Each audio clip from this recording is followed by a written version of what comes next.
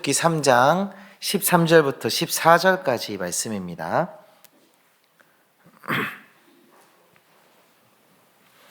우리 한 목소리로 합독하여 읽도록 하겠습니다. 모세가 하나님께 아뢰되 내가 이스라엘 자손에게 가서 이르기를 너희의 조상의 하나님이 나를 너희에게 보냈다 하면 그들이 내게 묻기를 그의 이름이 무엇이냐 하리니 내가 무엇이라고 그들에게 말하리이까. 하나님이 모세에게 이르시되 나는 스스로 있는 자이니라. 또 이르시되 너희는 이스라엘 자손에게 이같이 이르기를 스스로 있는 자가 나를 너희에게 보내셨다 하라. 아멘. 우리 성도님들 자기소개서 써보신 적 있으신가요? 제가 청년 사역을 하다 보면 취준생들이 이렇게 있습니다. 청년들 이렇게 보실 때 밝고 환했던 친구들이 갑자기 얼굴이 어두워지고 칙칙해진다. 그러면 둘 중에 하나예요. 취업준비생이거나 이별을 했거나 둘 중에 하나인데 우리 취준생들을 이렇게 보게 되면 제일 힘들어하는 게 자기소개서예요. 이제 웬만한 청년들은 스펙이 어느 정도 준비가 되어 있거든요. 근데 자기소개서를 계속 쓰고 또 수정하고 또 쓰고 또 수정하고 이 자기소개서에 매여 있는 삶을 그렇게 살아요. 그러니까 안색이 칙칙하고 표정이 굳어지고 그러면 저 친구는 취준생이구나 하고 많이 기도해 주시면 됩니다. 네. 자기소개서를 쓰면서 정말 힘든 것 중에 하나가 이게 좋은 글인지 아닌지 이게 판단이 안 선대요. 하도 많이 쓰다 보니까 그게 굉장히 어렵답니다. 그래서 제가 찾아봤어요. 어떻게 써야 하는가. 이거 청년들은 다 알겠지만 한번 공유해 드릴게요. 글을 쓰는 목적과 대상을 확인한다. 글을 쓰는 목적과 대상을 확인하는 거예요. 대상에게 필요한 예를 들어보자. 예를 들어서 쓰는 거죠. 정보를 줄여나가고 3인칭으로 작성하고 이름으로 시작한다. 그다음에 유명한 점을 적고 가장 중요한 업적을 적는다. 또 개인적이고 인간적인 내용을 담아낸다. 또 했던 일을 기록하면서 마무리를 짓자. 그러니까 허무맹랑한 이야기를 하는 게 아니라 했던 일들을 써내는 거예요. 연락처를 적는다. 연락처도 안 적는 사람이 있나 봐요. 이런 게 있는 거 보니까. 최소한 250단어 정도를 목표로 하자.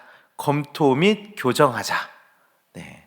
이게 입시와 취업에 찌들어 있는 그 청년들에게 제시하고 있는 자기소개서를 잘 쓰는 법입니다. 다른 여러 가지 방법들도 있었어요. 그러니까 이것뿐만 아니라 여러 가지들의 방법을 제시한 것도 있었는데 그 공통적인 목표는 어떻게 효과적으로 자신을 드러내고 소개하는가에 대한 고민이었습니다.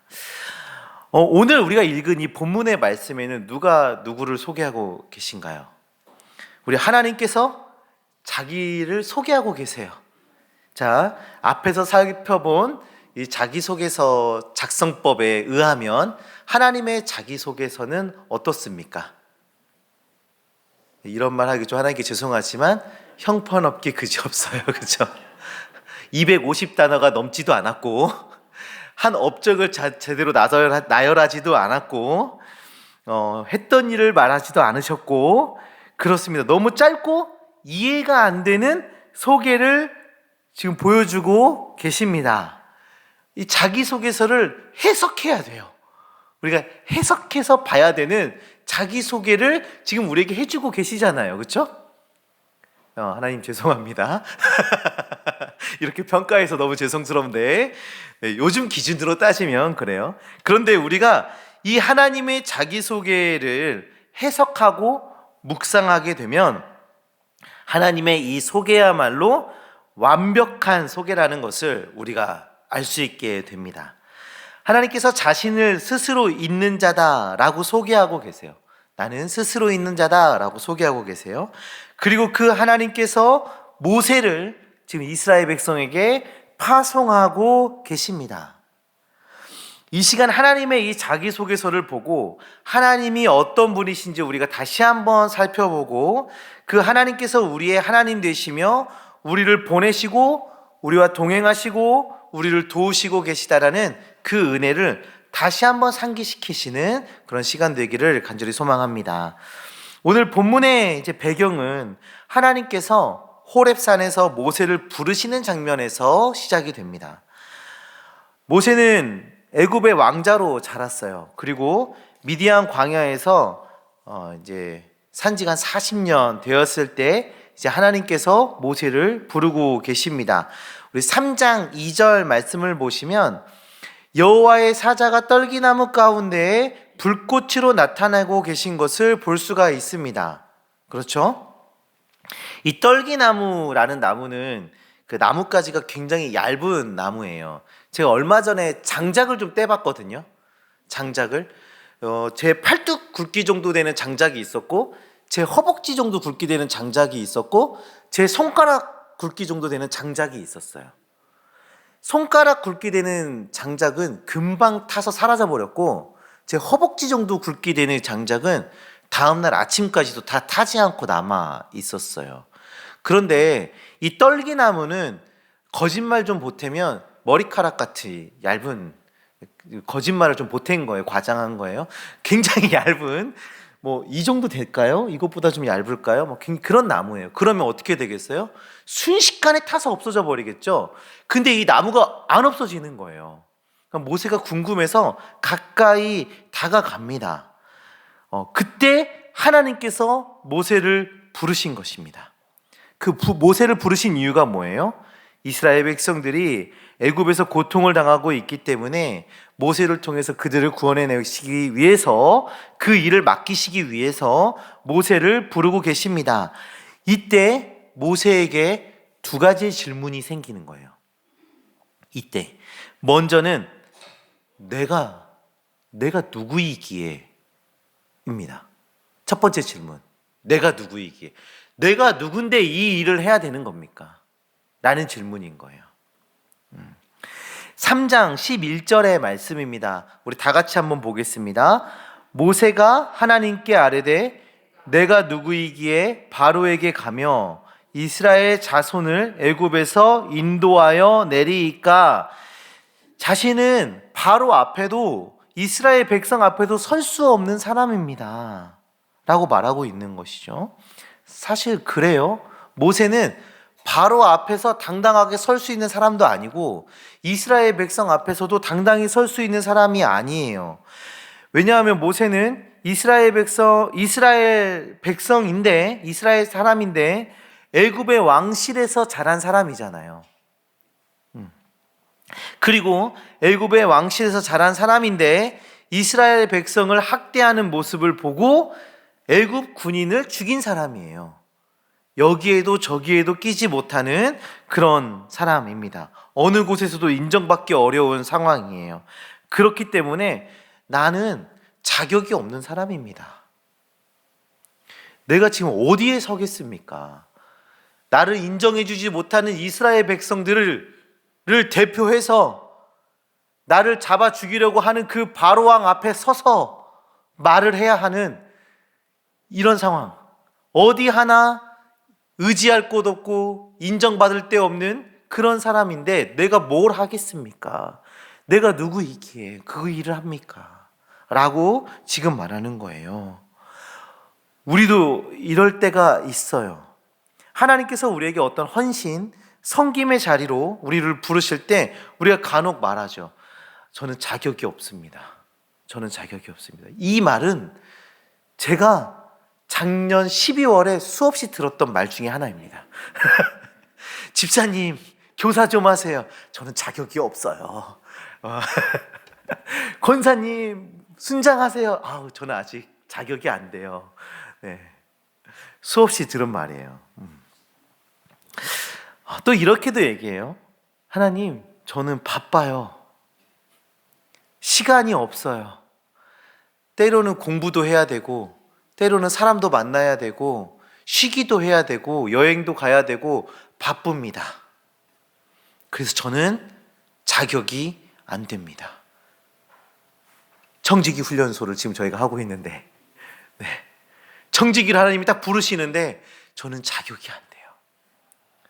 이게 뭐 다 그래요. 모두가 이 말들이 사실은 다 타당하게 들립니다. 아니, 우리가 살면 바쁘게 일도 해야 되고, 그러다 보면 여행도 가야 되고, 누구도 만나야 되고, 네.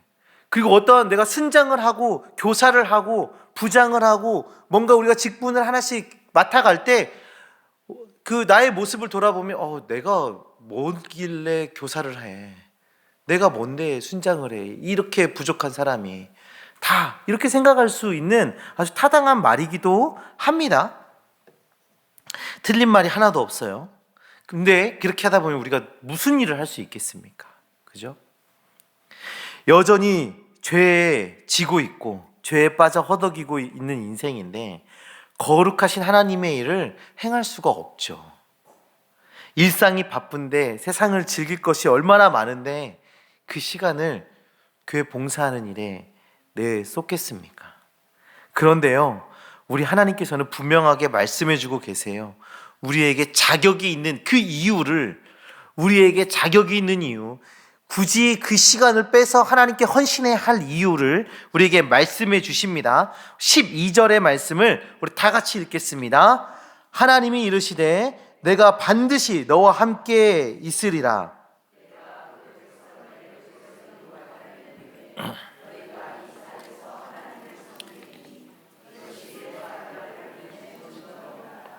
아멘.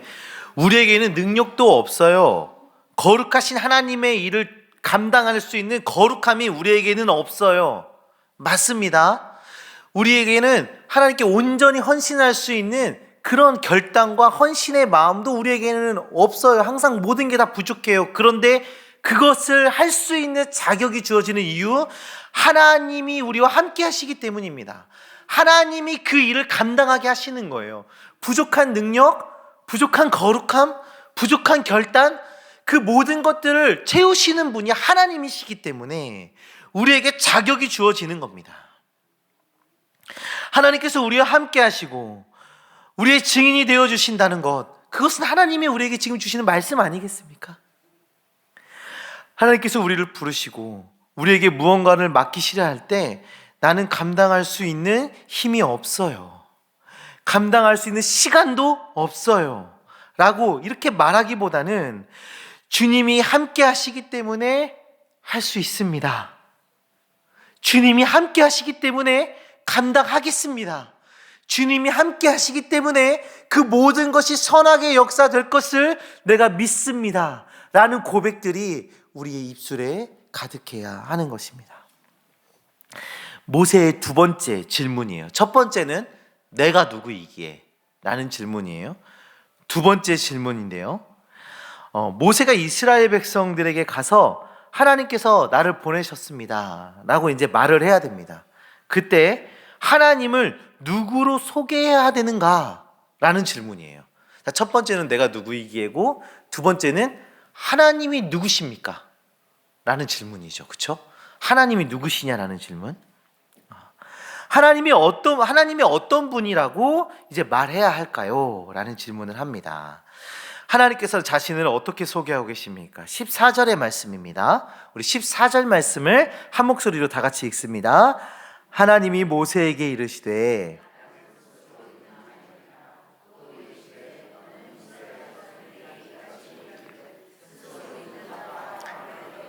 보내셨다 하라.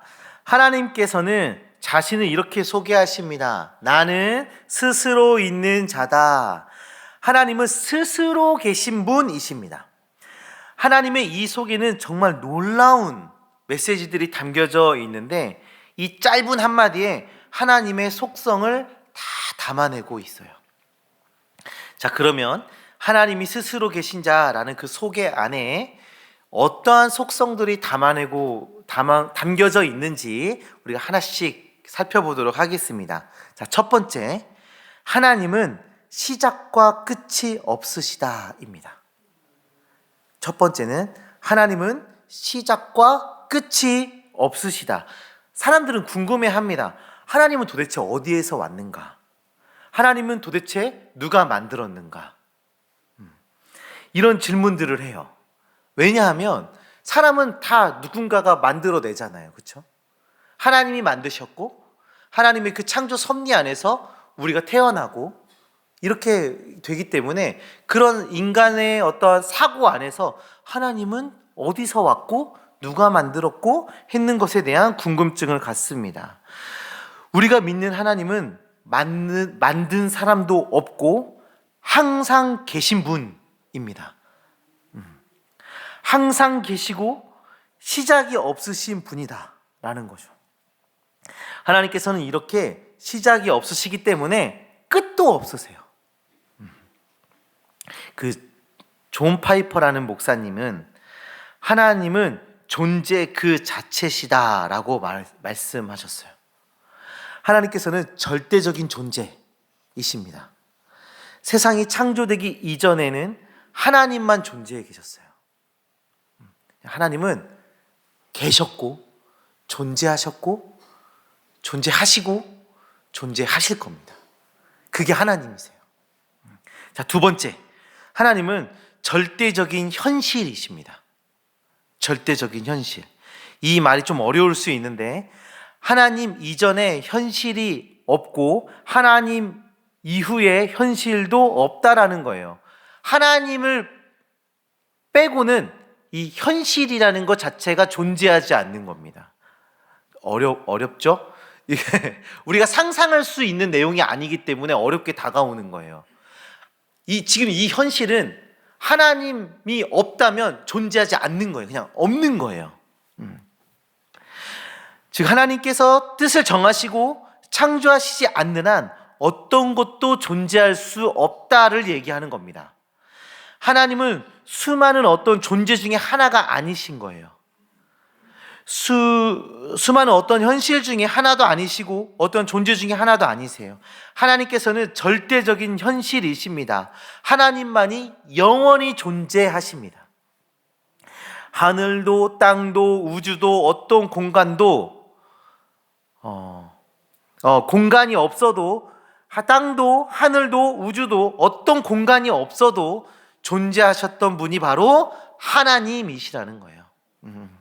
자, 세 번째는요, 하나님은 완전히 독립적이시다라는 겁니다. 하나님은 독립적이시다. 이 말은 하나님께서 존재하시는데 어떤 것에도 의존하지 않으신다라는 겁니다.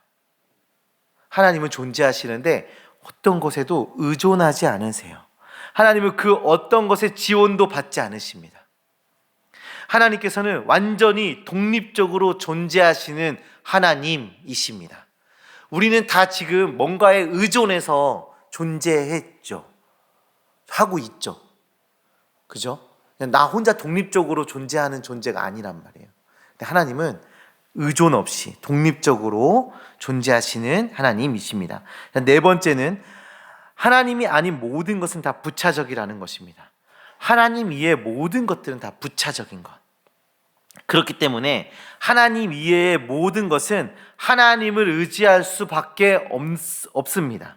하나님께서 절대적이고 처음이자 마지막 되시며 영광스러운 분이시다라는 것이죠. 하나님께서 스스로 계신 분이라는 것을 어떤 의미인지 조금 다가오시나요? 네. 성도님들, 우주에 관련된 사진 보신 적 있으세요? 제가 그 문과인데 그 과학을 되게 좋아하는 문과생이었어요. 그래서 그 과학을 보면서 굉장히 그 문과적 해석을 했던 그런 좀 이상한 사람이었던데, 제가 그 우주 사진 이런 걸 되게 좋아했습니다.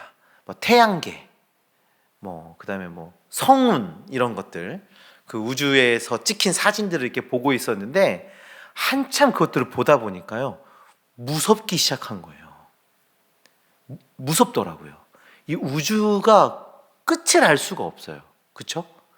우주는 끝을 알 수가 없고 그 태양계를 우리가 얘기를 하는데 그 크기가 가늠이 안 가는 거예요. 너무 무서웠어요. 오싹오싹하고 말머리 성운을 보는데 이게 말머리 같지가 않고 되게 무서운 어떤 그런 모습 같았어요. 되게 두려웠습니다. 그런데 그 크기를 가늠할 수 없고 그 시작과 끝을 알 수도 없고 그 거리를 예측할 수도 없는 그 큰 그 큰 우주도 하나님 앞에서는 부차적이라는 거예요. 하나님만이 절대적 존재, 일차적 존재라는 것. 그 우주보다도 먼저 계셨던 분이라는 것이죠. 자, 다섯째는요. 하나님은 진리와 성과 미의 절대적인 기준이 되신다라는 겁니다. 진리가 무엇인가? 라고 말하면 그 대답은 무엇입니까? 진리가 무엇입니까? 하나님이십니다. 선은 무엇입니까? 하나님이십니다. 그러면 그 아름다움, 가장 아름다움은 무엇입니까? 하나님이십니다. 다시 한번 시작하겠습니다. 진리가 무엇입니까? 하나님이세요. 선은 무엇입니까? 하나님이십니다. 가장 아름다움은 무엇입니까? 하나님이십니다. 아멘. 하나님께서 뜻을 정하시고 행하시는 그 모든 일은 선하시고 옳고 아름답습니다. 하나님이 계획하시고 이루시고 하는 그 모든 일들, 행하시는 그 모든 일들은 선하고 옳고 아름답습니다. 왜냐하면 하나님은 완전하시기 때문이에요. 하나님께서는 발전이나 진보가 필요한 분이 아니세요. 하나님은 완전하신 하나님이세요. 그렇기 때문에 하나님으로부터 나오는 모든 것은 완전할 수밖에 없는 것이죠. 제가 얼마 전에 이제 막 그 교구 사역을 시작한 교육자들을 만나서 이런저런 대화를 한 적이 있어요. 근데 그 목사님들에게 제가 그때는 이렇게 해야 돼, 이럴 때는 저렇게 해야 돼, 이 사역은 이렇게 해야 돼 라고 제가 이야기를 하고 있더라고요. 제가 나중에 생각했어요. 아유, 가짠다 이렇게 생각을 했어요. 네가 언제부터 진짜 어린아이 같고 부족했던 저도 그 사역의 연차가 쌓이면서 발전하고 진보해서 여러 노하우들을 가지게 되고 그런 방법들을 알아가고 배워가게 되고 발전하게 되는 거예요. 근데요, 사람은 누구나 다 이렇게 어떤 경험과 학습과 이런 것들을 통해서 발전해 가잖아요. 우리 성도님들도 마찬가지지 않습니까? 하나님을 아셨어요?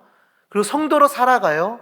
하루아침에 뿅 하고 완전한 성도가 되는 것이 아니라 시간을 지내고 흘러가면서 성도로서 조금 더 성숙해지고 조금 더 성숙해지고 발전하고 성장해 가잖아요. 더욱더 예수 그리스도를 닮아가는 그 모습을 우리가 자라가잖아요. 그런데 하나님은 그런 발전과 자라감이 필요한 분이 아니시라는 거예요. 그냥 하나님 그 존재 자체가 완전하신 하나님이세요. 완전하시고 완벽하신 하나님. 나는 스스로 있는 자니라. 이 짧은 말 속에 이런 하나님의 속성들이 소개되고 있는 것입니다. 사실 이런 속성을 우리가 이해한다는 것 자체가 굉장히 어려운 말이에요. 제가 방금 그 5가지의 하나님의 속성을 소개해드리면서도 굉장히 죄송스러웠어요. 이게 이해하기 쉽지 않은 말들이에요. 그러니까 우리는 없다라는 것 자체도 있음을 기준해서 없다를 얘기를 하는 거잖아요. 그렇죠? 그러니까 이 없는 것 자체를 우리가 없다를 이해하는 것 자체가 상식적으로 우리가 되게 어려운 말인데 그렇다면 소개하는 거 참 죄송스러웠어요. 그런데 사실 이런 속성을 우리가 이해하기는 정말 어려운 일인데 시작과 끝이 없는 존재를 우리는 상상할 수도 없기 때문에 그렇죠. 근데 또한 아무것도 없어도 존재하시는 분, 무엇에도 의지하지 않고 존재하시는 분, 완전하시면서 또 선하고 아름다운 것들을 이루시는 분, 진리의 기준이 되시는 분, 우리가 상상조차 하기 어려운 그분, 우리의 이성으로 이해하기 어려운 그분이 바로 하나님이시다라는 거. 우리를 뛰어넘고 우리가 생각하고 있는 그 사고를 넘어 계시는 분이 하나님이시다라는 것을 우리가 고백하게 되는 거죠. 우리의 이성을 넘어 존재하시는 하나님을 우리가 바라보면서 우리 안에 그 하나님에 대한 그 경외심이 더욱더 자라가기를 소망합니다. 하나님을 두려워하고 하나님의 크심과 완전하심과 온 땅의 주인 되심을 경험하는 주님의 자녀들 되기를 소망합니다. 이런 하나님께서 모세를 부르시고 말씀하셨어요. 스스로 있는 자가 나를 너희에게 보내셨다 하라. 스스로 있는 자가 나를 너희에게 보내셨다 하라. 다시 말하면 무엇입니까?